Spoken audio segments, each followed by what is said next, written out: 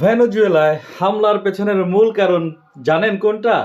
একদম সাদা চোখে বলি, ইরান যুদ্ধ যদি ব্যাপকতা লাভ করে তাহলে হরমুজ প্রণালী বন্ধ করে দেবে ও তেলের চালান বাধাগ্রস্ত হবে।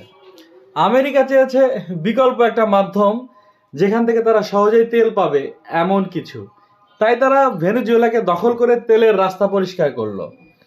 এখন হরমুজ কেন, গোটা দুনিয়ার রাস্তা বন্ধ হলেও আমেরিকার আর কোনো সমস্যা নাই। আর একটা জিনিস ভাবতেছি আমি, সেটা হলো সৌদির উপর থেকে নির্ভরশীলতা কাটিয়ে সরে আসছে ট্রাম্প। আবারও বলি, সৌদির উপর থেকে নির্ভরশীলতা কমিয়ে সরিয়ে আসছে ট্রাম্প, যেন সময় মতো কোনো গিভ অ্যান্ড টেক ছাড়াই সালমান বংশকে একদম মুছে দেওয়া যায়। মানে সৌদি আরবের যে সালমান আছে তার পরিবার সহ একদম মুছে দেওয়া যায়, এবং সেটা 1 থেকে 2 বছরের ভেতরেই ঘটতে যাচ্ছে। মোট কথা, সৌদির লাল বাত্তি জ্বলে গেছে। ইরানের পর বন্ধু মানে ভন্ডু সৌদির পালা।